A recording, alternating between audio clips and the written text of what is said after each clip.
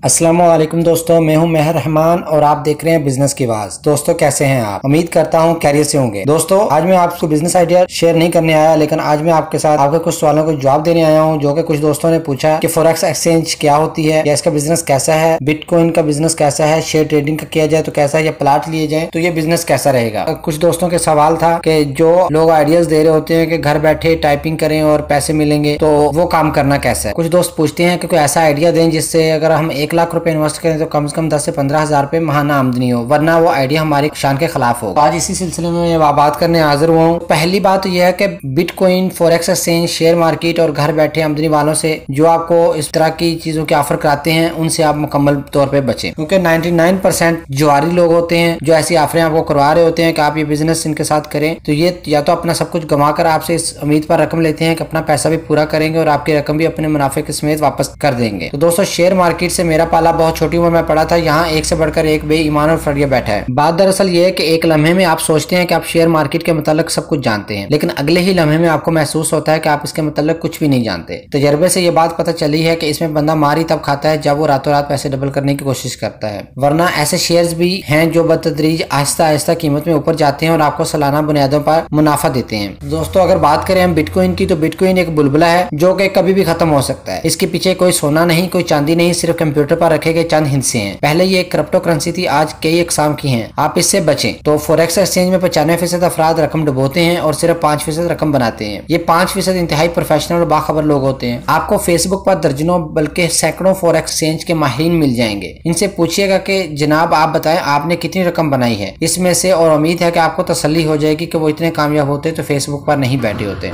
अब आ जाते हैं कि कौन सा कारोबार शुरू किया जाए और इससे कितना मुनाफा होगा। तो दोस्तों पहली बात तो यह है कि जरूरी नहीं कि हर कारोबार सब इलाकों में चल जाएगा। छोटी सी मिसाल दूंगा, रेस्ट हाउस का कारोबार मरी जैसे सियाती मुकाम पर तो चल जाएगा, मगर जैकब आबाद जैसे दूर दराज इलाके में चलना शायद मुश्किल होगा। इसी तरह अगर आप कम आमदनी वाले इलाके में हाई क्लास बुटीक खोलेंगे तो ये चलना थोड़ा मुश्किल है। हर इलाके का अपना मिजाज होता है और अपनी रवायात, इसलिए जितने भी आइडियाज मैंने इस चैनल पे शेयर किए हैं, आप हर आइडिया का मतलब इलाके और आमदनी के हिसाब से सोचें। उम्मीद है कि 5-6 आइडियाज आपको अपने मतलब के मिल जाएंगे। कुछ आइडियाज ऐसे हैं जो कि हर इलाके में चल जाएंगे, जैसे सब्जी और फल की दुकान, ये हर घर की जरूरत है, हर जगह चल सकती है। किराना स्टोर हर जगह चल सकता है क्योंकि सौदा सलफ हर किसी ने लेना है। गोश्त और इस तरह की चीजें की दुकान आप हर जगह चला सकते हैं। दोस्तों अगर आप इस नीयत से कारोबार करते हैं कि कारोबार शुरू करते साथ ही आपको मुनाफा होना शुरू हो जाएगा, तो आप गलत सोच रहे हैं। आप किसी भी दुकानदार से पूछ लें, वो आपको बताएगा कि उसके कारोबार के इब्तदाई महीनों में शायद इन्हें खर्चा भी अपनी जेब से करना पड़ा, और बाद में आहिस्ता आहिस्ता वो इस काबिल हो गए कि कारोबार से अपने अखराजात निकाल सकें। इसके बाद मुनाफा की तरफ गए और मुनाफा की शरह भी आहिस्ता आहिस्ता बढ़ी। एक और चीज, शरह मुनाफा भी तजर्बा की बुनियाद पर होती है। अब एक बंदा जो 10 साल से बकरे ईद पर बेचने के लिए बकरे पाल रहा है, वो शायद 10 लाख सरमाए से 10 लाख मुनाफा कमाएगा। क्यों, किस तरह? इतना अरसा काम करते करते इसे तजर्बा हो जाएगा कि कौन से सीजन में बकरे सस्ते मिलते हैं, कौन सी मंडी अच्छी है, बकरों को क्या खुराक देनी है और इस पर क्या खर्चा आएगा, कौन सी नस्ल ज्यादा मुनाफा देती है और कौन सी दवाएं देनी है। मगर जो बंदा काम नहीं जानता या नया नया काम कर रहा है, वो शायद 10 लाख सरमाए पर 5 लाख से नुकसान कर दे। जी बिल्कुल दुरुस्त। तजर्बा बड़ी चीज होती है। थोड़ा बहुत तजर्बा हासिल करें, मार्केट में घूमे फिरें और कारोबार के बारे में जानने के बाद ही कारोबार में हाथ डालें। तो दोस्तों इसी तरह कारोबार की भी कई किस्में होती हैं। कारोबार आप 10,000 से भी शुरू कर सकते हैं। कई कारोबार करने के लिए आपको लाखों की जरूरत होगी, और जबकि कई कारोबार आपको करने के लिए करोड़ों की भी जरूरत पड़ सकती है। लेकिन आप अपने बजट के हिसाब से कारोबारों की फहरिस्त बनाएं, फिर फहरिस्त में से अपने मिजाज के मुताबिक और अपने इंटरेस्ट के मुताबिक कारोबार चुनें। कुछ पाई फेरी लगाकर सब्जी बेचने में भी शर्म महसूस नहीं करते, और करनी भी नहीं चाहिए, क्योंकि हक हलाल की कमाई है, इसमें शर्म नहीं होनी चाहिए। कई भाई ऐसा करते हुए थोड़ा शर्माते हैं, इसलिए कारोबार में जब भी आपने आना है तो शर्म साइड पे रख देनी है। अब आ जाता है रिस्क लेना। दोस्तों रकम डूबने के चांसेस हर कारोबार में होते हैं, मगर ऐसा क्या किया जाए कि ये रिस्क कम से कम हो। पहली बात यह है कि थोड़ा तजर्बा हासिल करें। दूसरी चीज ये है कि अगर कुल सरमाया फर्ज करें 50,000 है, तो कोशिश करें कि सरमाए का एक बड़ा हिस्सा अलग करने की और एक हिस्सा इन्वेस्ट करें, यानी कि सारे अंडे एक टोकरी में नहीं रखें। दोस्तों अब होगा यूं कि कई आइटम जो शायद आपके ख्याल में बिकने वाले होंगे वो ना बिके, और कई आइटम जो आपने सिर्फ खाना पूरी के लिए रखे हैं वो बिक जाएं। इसके अलावा कई आइटम्स की कस्टमर डिमांड करेगा जो शायद आपने ना रखे हो। अब आपको पता चल जाएगा कि इस चीज की डिमांड है, जो हिस्सा आपने पैसों का अलग रखा होगा वो आपके काम आएगा। आप वही चीजें जो कस्टमर की डिमांड है है ला के शॉप पे रख सकते हैं और फिर इसी तरह कस्टमर की डिमांड को देखते देखते आप कारोबार को मजीद आगे लेके जा सकते हैं। तो दोस्तों बिटकॉइन, फॉरेक्स एक्सचेंज इस तरह के कारोबार से बजाय बेहतर है कि आप अपना कारोबार का आगाज खुद से करें बजाय इन झंझटों में पड़ने के। तो उम्मीद करता हूँ कि वीडियो अच्छी लगी होगी। अगर वीडियो अच्छी लगी है तो लाइक कर दीजिए और अगर आपको बहुत ही अच्छी लगी है तो आप इसको शेयर कर सकते हैं और अगर आप इस चैनल पर नए हैं तो सब्सक्राइब कर लीजिए और अपना बहुत ख्याल रखिए। मिलते हैं किसी बिजनेस आइडिया के साथ। आप तमाम को ईद मुबारक। अल्लाह हाफिज।